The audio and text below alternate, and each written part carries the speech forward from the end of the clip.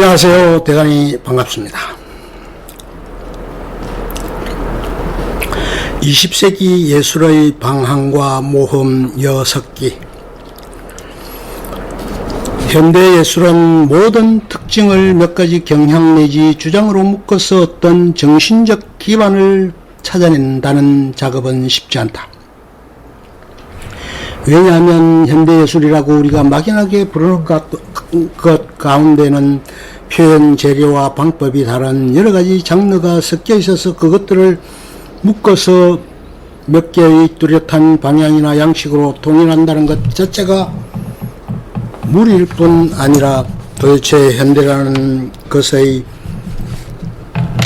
정신적 상황을 어떻게 설명하여야 좋을지 우리는 망설이지 않을 수 없기 때문이다. 그러나 현대예술에 관한 논의의 범위를 일단 20세기 전반기로 잡는다면 이 시대가 지닌 여러가지 상황, 정신적인 것에서 사회, 경제, 정치적인 것에 이르기까지에 비추어 몇 가지 추론해본 결과가 전반기 현대예술의 그 변화무쌍한 표현의 어떤 저류를 설명할 수 있지 않겠는가. 거기까지는 가지 못하더라도 이렇게 추출해본 결과가 적어도 20세기 예술의 경향 내지 주장의 어느 모습을 측면적으로라도 설명할 수는 있지 않겠는가. 이야기는 여기서부터 출발해야 될 것 같다. 1. 우선 대범하게 현대를 이해하기 위하여 19세기와 대비해 본다면 두 세대가 가진 세계관의 차이가 눈에 띈다. 이것은 19세기만이 아니라 서양의 근세적 르네상스 이래로 두드러진 점이지만 적어도 19세기 말년까지 유럽 사회가 지녔던 것은 매우 합리적인 지성에 입각한 객관적 세계관이었다. 그러한 세계관의 기둥이 된 배경적 요소로서 뉴턴의 고전 물리학이라든가 다윈의 진화론, 꽁트의 실정주의 철학, 그 밖에도 마르크스의 유물 변정법 등을 들 수 있다. 이러한 철학적, 사회과학적 내지 자연과학적 세계인식이 현실을 일련의 질서정연한 인과적 생성으로서 이해하였고 나아가 그러한 연속성이 끝없는 진보의 가능성을 내포한 것으로서 우주를 인식하게 하였던 것이다. 현실이 하나의 엄연한 객관적 존재로서 눈앞에 있고 그 현실 가운데 일어나는 모든 현상이 하나의 인과법칙으로 다루어질 수 있다는 말하자면 객관적 현실의 신앙이 곧 19세기 리얼리즘의 기반이 되었다. 주어진 현실을 있는 그대로 주관을 개입시킬 필요 없이 관찰하고 묘사한다는 데서 리얼리즘의 방법이 생겼고 한 걸음 나아가 그러한 현실을 이미 선천적인 것으로 받아들이고 마치 과학자처럼 몰가치하게 그것을 분석하고 기술하는 데서 예술의 의미를 찾아보려 한 것이 19세기 후반의 자연주의자들의 기본 태도였던 것이다.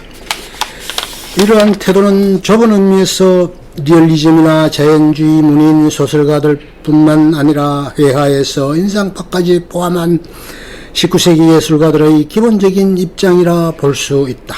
플로베르, 모파상 또는 졸라의 방법과 그림 속의 강성과 색채의 자연을 도입시킨 마네모네, 피사로, 르누아르, 나아가서는 쇠라, 시나크 등의 전몇파 화가들은 비록 인습화된 사실파를 비판하고 나섰음에도 불구하고 객관적 사실을 극한대로까지 끌고 왔다는 점에서는 동일하다. 또 사람은 자연을 따름으로써 모든 것을 획득한다고 19세기 대표적인 조각가 등이 말하였을 때 그가 의미한 것도 바로 이 자연의 사실적 조형이었다. 뿐만 아니라 영국에서 근대 리얼리즘이 달성한 일대 개혁 입센이 현실 생활을 꾸밈없이 무대 위에 등장시키고 앙뚜아느의 자유극장이 극장 안에서 모든 인색과 허위를 추방한다고 공언했을 때도 사정은 마찬가지다.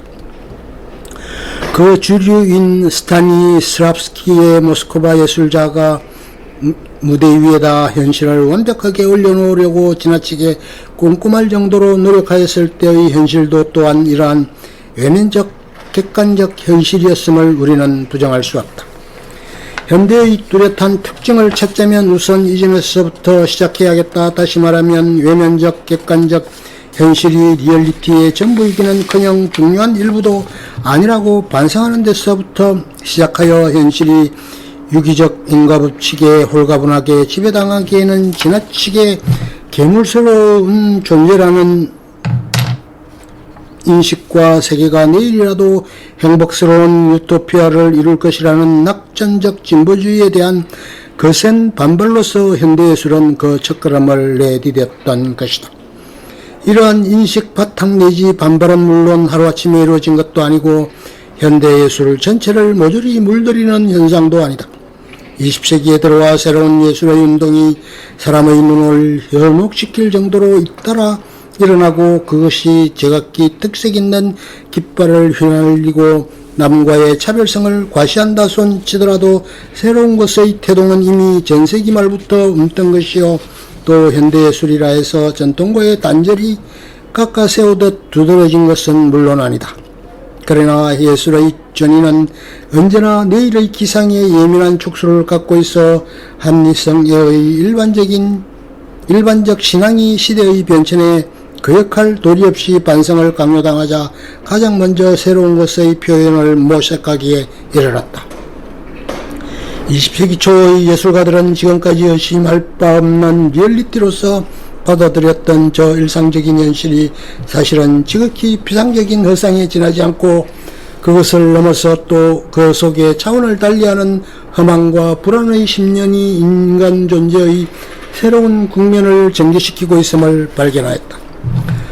그들은 과학적 합리주의가 쌓아올린 현대 기계문명의 영혼을 구제하기는커녕 인간을 노예화시키는 지옥의 길임을 느꼈다. 그래서 현대의 의미를 찾아 자기 심리의 심년처럼 컴컴한 어둠 속을 들여다보기도 하고 또 때로는 문명의 질곡을 벗어나 원시의 동경을 불러일으키기도 했으며 경우에 따라서는 일상적인 논리를 말살하는 비합리와 추상회의 길로 나아가기도 했다.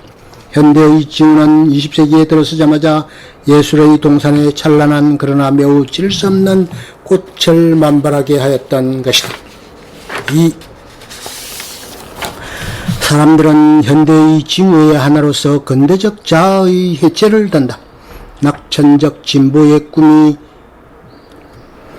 깨지고 대지처럼 튼튼하다고 믿었던 정신적 사회적 질서가 붕괴되면서 예전의 가치체계는 값을 잃고 말았으며 견고하게 구축되었다고 생각된 자아의 성곽은 예견한 바 있었던 이 현실의 인식의 획기적 전환은 이른바 토스토옙스키의 악령의 세계 가운데 또는 고흐의 생활과 예술의 갈등 가운데 이미 일부 표현되었으며 니체의 철학은 인간의 근원적 불안과 허무의 심연이 일상적 현실 저편의 실존함을 어렴풋하게나마 말해주었다.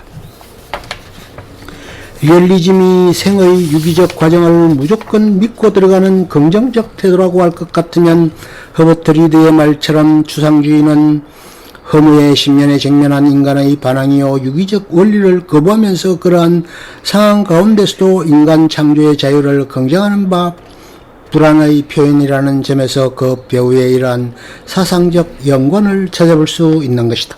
물론 도스토옙스키나 니체가 추상주의에 직결된다는 말은 아니다. 그러나 19세기의 인상파 화가들이 인간 정신을 단순하게 시각으로 환원시켜 현실을 빛의 파동으로 해체시켜버리는데 만족하였음에도 불구하고 그 인상파의 계보를 이현 고호가 캠퍼스 위에다 광기를 칠하고 고갱이 남태평양으로 색채를 찾아 도피하며 세잔으로 하여금 자연은 지나치게 복잡하다고 말하게 하고 자연은 구체 원주 및 원통으로서 취급되어야 한다고 선언케 한 사태의 배후에는 아무래도 일상적 객관을 예술가의 현실의 전부라고 받아들이지 못하는 새로운 인식이 깃들어 있다.